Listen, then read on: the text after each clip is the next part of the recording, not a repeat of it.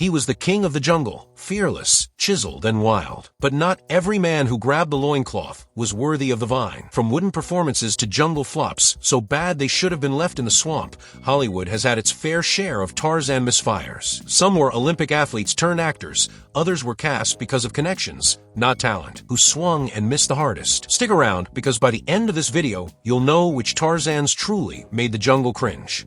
Glenn Morris, the Olympian who got lost in the jungle. Before he ever grunted in front of a camera, Glenn Morris was a golden boy, literally. He won the decathlon gold medal at the 1936 Berlin Olympics, standing as a symbol of American strength on the world stage. Hollywood took notice.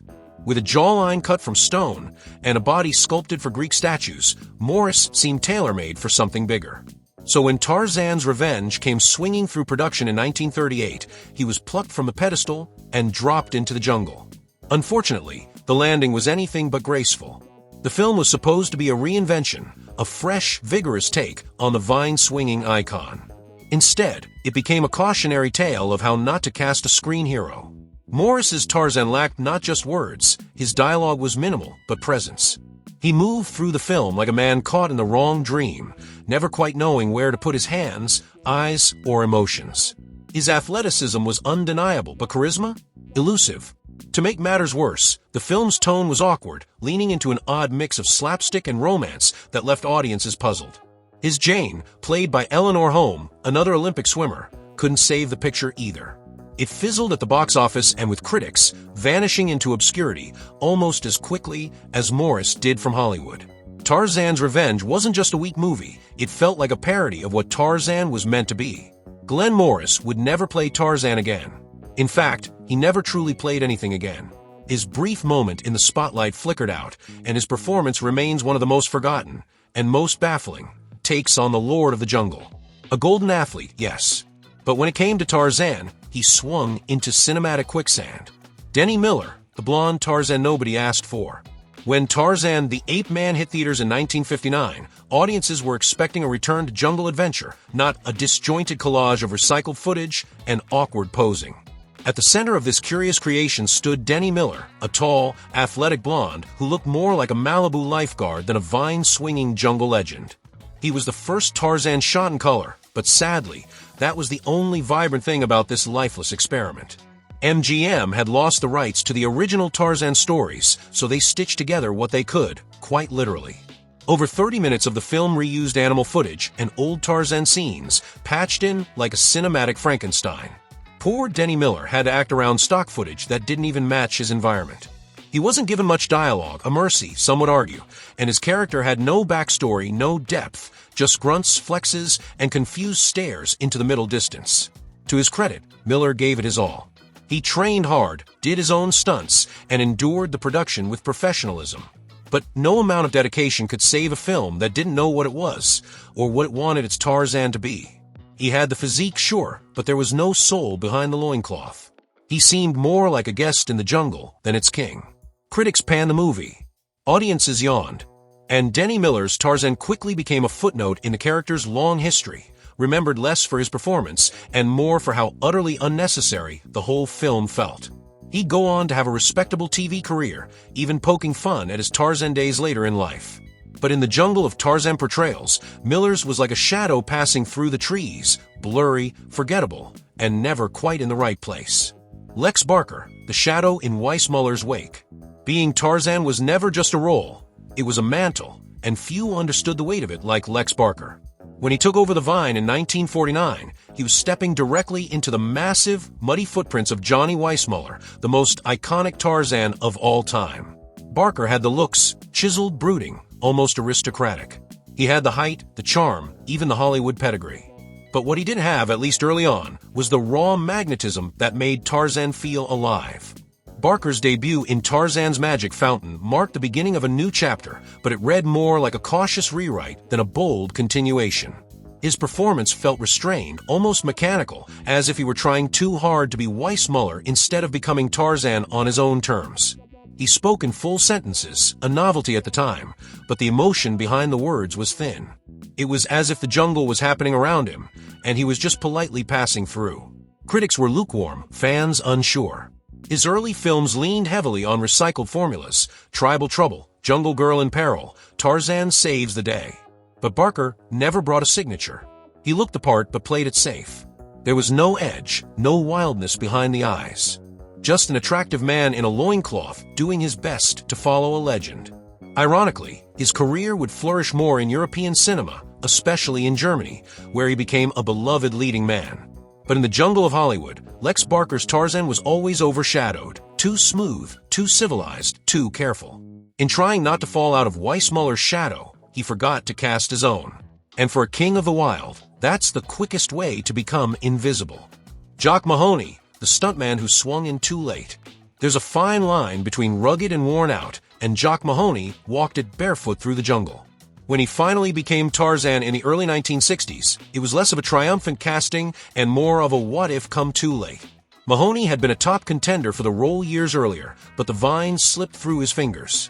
By the time he was handed the loincloth in Tarzan Goes to India 1962, he was 44 years old and showing every mile of the journey. Physically, Mahoney was still impressive.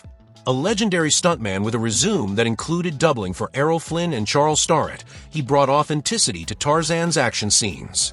His agility and grace were real, no camera tricks needed. But where he excelled in motion, he struggled in stillness. His dialogue came across as stiff, his expressions curiously distant. This Tarzan didn't roar, he explained things. Calmly, slowly, as if the jungle were a corporate boardroom. His age became an unavoidable distraction. Viewers couldn't help but notice the wear on his face, the slight hesitation in his movements. He looked less like the wild child of the jungle, and more like Tarzan's older uncle, who occasionally filled in. Tarzan's Three Challenges, 1963, his second and final film, only deepened the problem. Shot in harsh conditions in Thailand, it took a toll on his health, and it showed on screen. There was no fire, no danger behind the eyes. Just a seasoned man doing his job. Jock Mahoney's Tarzan wasn't bad out of laziness or incompetence. It was a case of bad timing, of finally getting your dream role, only to find that the dream had passed its prime.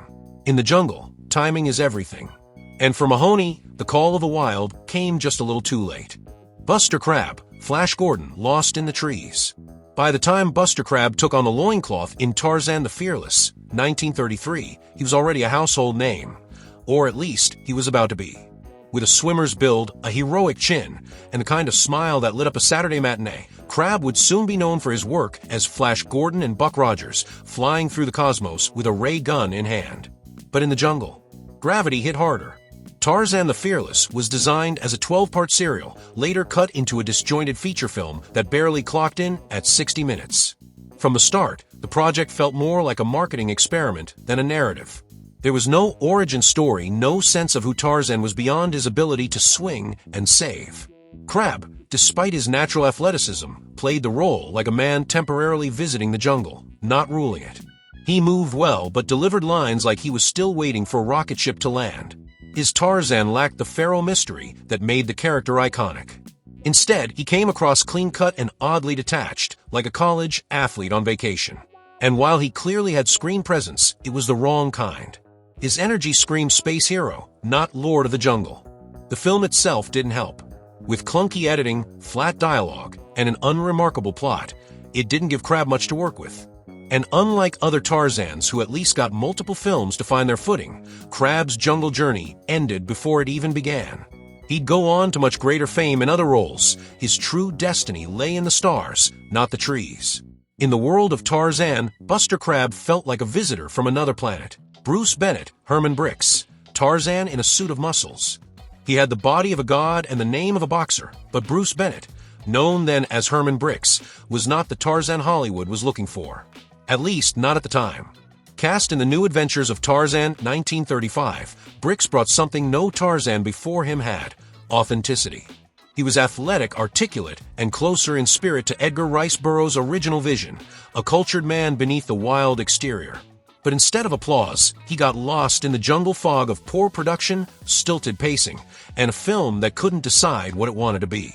Unlike the grunting, monosyllabic Tarzans of the era, Brix's version spoke fluent English, navigated civilization, and even wore clothes, real clothes.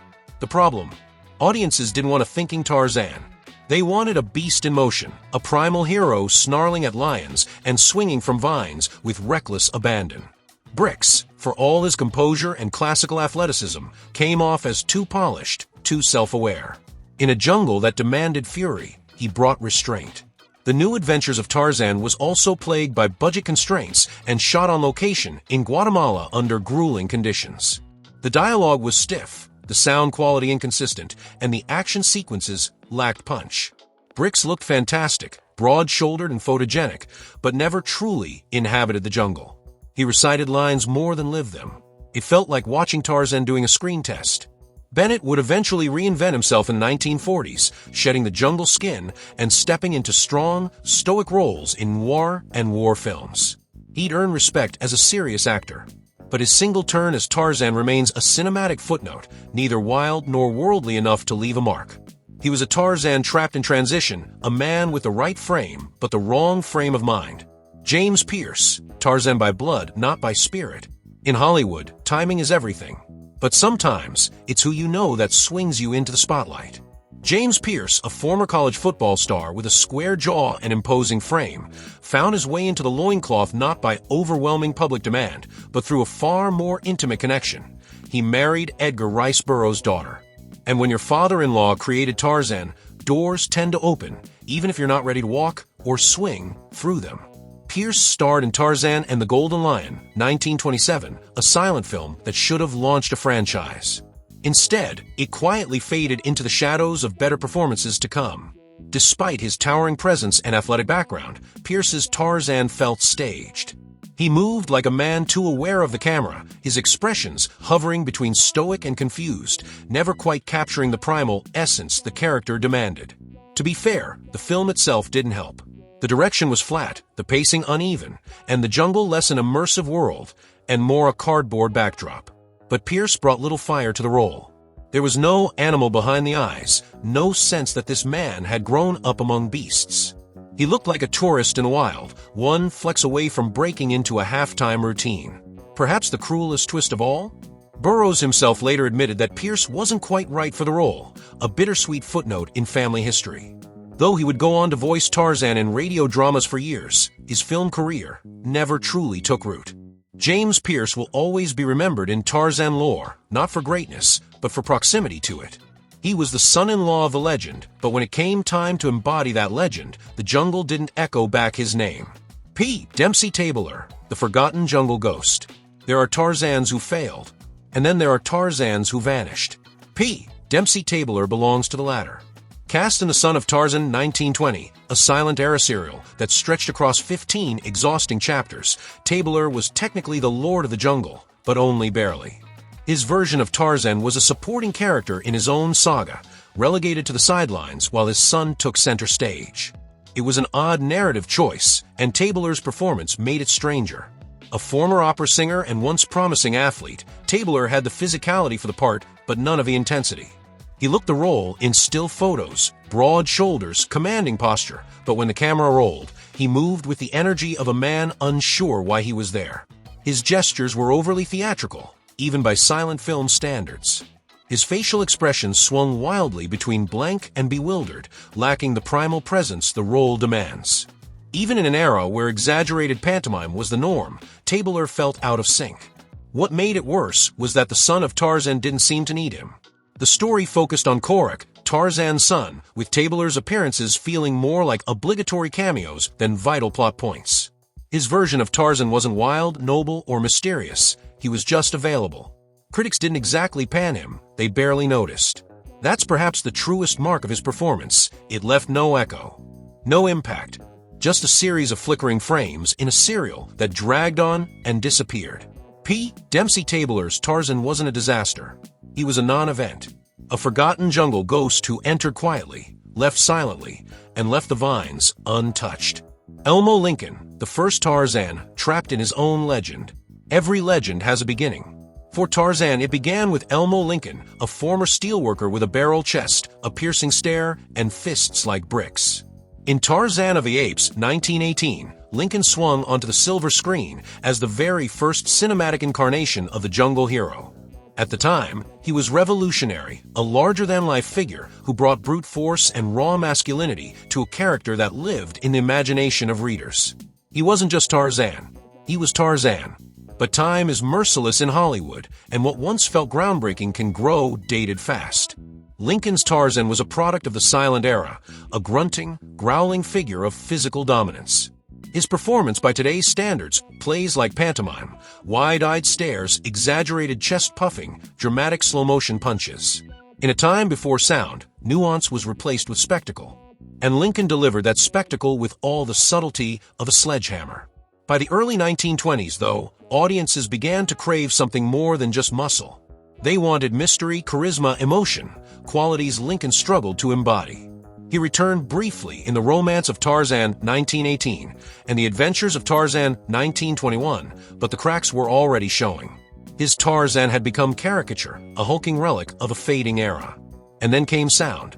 Lincoln's style, so rooted in the silent tradition, didn't survive the transition. His final appearance as Tarzan came decades later, ironically, as an uncredited extra in Tarzan's New York Adventure, 1942. A silent king, reduced to background noise in a world that had moved on. He will always be the first. That can never be taken.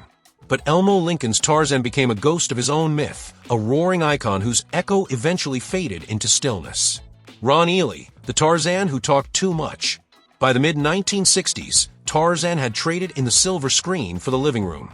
Enter Ron Ely, a tall, square-jawed actor with piercing eyes and the kind of physique that practically begged for jungle duty. He became the face of Tarzan 1966 to 1968, a television series that brought the Jungle King to a new generation. For 2 full seasons, Ely was Tarzan, weakly, reliable, and unmistakably heroic. But for all his longevity, something about Ely's Tarzan felt a little too scripted. Gone was the raw, untamed energy that defined earlier versions of the character. This Tarzan spoke in full sentences, made calm, ethical decisions, and dealt with jungle politics like a park ranger with a philosophy degree. The show was aimed at families, and with that came a tamer, safer version of the ape-man, one who rarely wrestled with inner demons and never truly lost control. He had all the physical tools. Ely did most of his own stunts and often suffered real injuries. But despite the bruises, his Tarzan rarely felt dangerous. Week after week, the show recycled storylines: poachers, lost explorers, kidnapped scientists, rinse and repeat. Even die-hard fans admit the plots grew tired. And as the episodes dragged on, Ely's Tarzan began to feel like a man sleepwalking through vines. There was no mystery, no primal fear, no fire. Just another day in the office, only the office had monkeys and quicksand. Ely himself brought dedication and earnestness to the role, but the format didn't let him explore much beyond noble grunts and moral lessons. His Tarzan became a jungle diplomat, not a jungle legend. In the end, Ron Ely was the Tarzan of routine, dependable, clean-cut, and forgettable. A king who ruled the jungle quietly, until the vines grew still and the audience stopped listening. Mike Henry, the Tarzan who looked the part and wanted out. When former NFL linebacker Mike Henry stepped into the jungle for Tarzan and the Valley of Gold, 1966, producers thought they had struck gold themselves. Tall, handsome, and intimidating, Henry was physically ideal, a silent force with the kind of screen presence casting directors dream of. And visually he delivered. But the performance? Cold, robotic, detached. Henry's Tarzan was less jungle wild and more action figure come to life. The emotional depth of the character was stripped down to macho posturing and steely glances.